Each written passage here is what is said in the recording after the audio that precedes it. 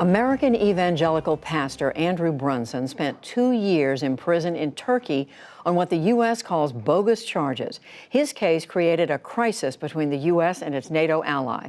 For Brunson, it caused a crisis of faith and a battle with depression. And a warning, there will be a brief mention of suicide in this segment that's upcoming.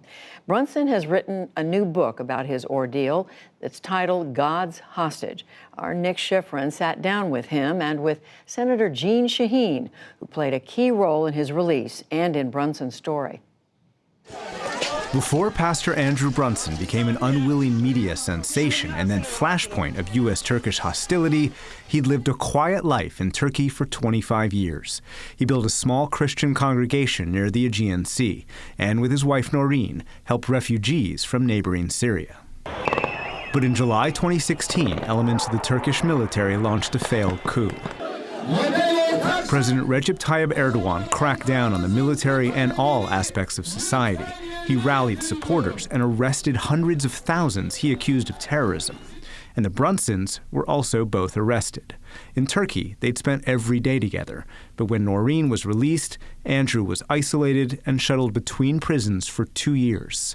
Noreen visited the prison every day and kept a vigil. And Turkish TV kept Brunson in the news, accusing him of being a CIA agent and supporting Fethullah Gulen, an exiled cleric living in Pennsylvania whom Turkey blames for the coup attempt. Turkey wanted to trade Gulen for Brunson. Release Pastor Andrew Brunson now, or be prepared to face the consequences. The Trump administration refused and imposed sanctions, and Congress maintained bipartisan pressure. North Carolina Republican Senator Thom Tillis. The charges that we've seen, to me, are spacious, and I think that we've got to continue to support the family. New Hampshire Democratic Senator Jeanne Shaheen pushed Erdogan for Brunson's release. And on October the 12th, 2018, he was released, almost 2 years to the day after his arrest. Last week, I sat down with Brunson and Shaheen together in Washington. We were arrested to be deported, then somebody decided to hold us, and I think that was to intimidate other missionaries so they would self-deport. At some point, I became obviously used for leverage to try to gain concessions from the U.S. There's a human story and the God story. What Erdogan was doing, I was his hostage, but when God had completed what he wanted to through my imprisonment, then he caused my release.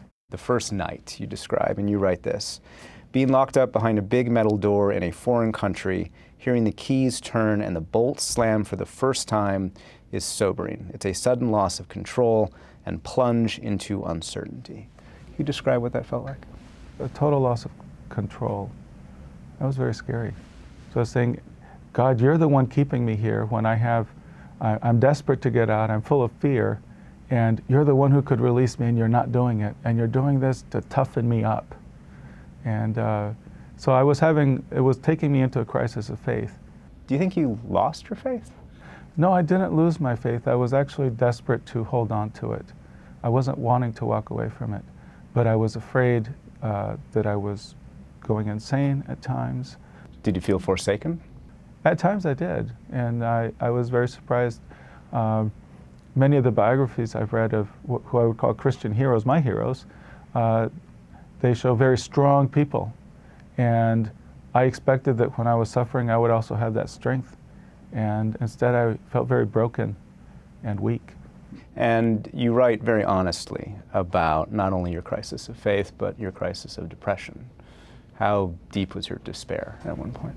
At one point, the Turkish government wanted to give me 3 life sentences in solitary confinement with no parole, so I thought I could waste away here and spend years in this terrible isolation, and I'd much rather be in heaven than spend the rest of my life in a Turkish prison, and that's what was leading me to think of suicide. I'm glad I didn't do it. The combination of despair and anxiety is very dangerous. So when I think I may not ever get out, I just wanted to escape the situation. It's not that I wanted to die. It's that I didn't want to live. I couldn't imagine living in these circumstances for a long period of time. Senator Shaheen, turn to you. How important was this case to you, and how did it become a bipartisan issue? You know, I think the passage that you read in the beginning that Andrew describes what it felt like to be locked in that cell is an experience that no American citizen should ever have to deal with in a foreign country, especially someone who's trying to do good, who's lived there, whose family has lived there, who then is taken into custody for no reason. I mean, those were totally trumped up charges. There was no spine. No, it clearly was not due process. The charges against me were just ridiculous and had no base. I knew that I could be released through a judicial process, but this was not being driven by the courts. Meaning it was being driven by the top. Sure. And I knew that there was one person in the end who would make the decision to release me or not. The president of Turkey. Yes. During the trial, when you had to defend yourself, you described how you found your voice. Can you describe that and what that trial was like? I chose to forgive people, which I have to forgive them anyway because that's what I'm required to do as a Christian. Actually, Jesus said that we're supposed to rejoice when we're persecuted for his sake. So I said, I'm blessed to actually be suffering for his sake. And that's when I felt almost a holy defiance, I would say. We didn't know when we went to the final court session, it ended up being the final court session, I didn't know that I would be released. I packed 2 bags, one to come to the States and the other to return to prison. So in the court session, they declared me guilty of terrorism, but then they said, we're suspending this, for time served and while you appeal it, and your travel ban is lifted. And that basically means, please leave as soon as you can. So it was such a roller coaster to go from being convicted of terror, thinking I'm going back to prison, and then we're rushing to the airport to get on an Air Force plane and leave Turkish airspace as soon as possible in case they change their mind. So within 24 hours, I go from being convicted of terror to visiting the White House. Lord God, I ask that Overwhelming feeling of gratefulness to all the people who were involved in both Congress and the administration, and how wonderful to be back with my children and with my wife. Do you also give President Trump some credit? I do. Listen, this is the way government's supposed to work. People are supposed to work together, both houses of Congress with the administration, to accomplish whatever the goal is in the interests of the American people. We should be able to weigh in for every American who is falsely imprisoned around the world to try and make sure we can get them released. And was the president's personal involvement important? Was the White House's involvement I think so. important? Clearly he has a relationship with President Erdogan. And I think the more pressure we could put on Turkey, the better. After everything you've been through, how do you feel about Turkey today? We still love the Turks. I don't really like the Turkish government, but I feel like they stole 2 years from me, but God has redeemed it. And I believe that what I went through, what I suffered, is actually going to bring blessing to Turkey. So we have no regrets.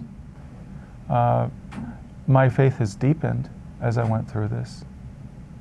It's been, I would say it was severely tested, and because it was tested and I came out of it, it's proven now. So it's tested and proven. Senator Shaheen, Andrew Brunson, thank you very much to you both. Thank you. Thank you.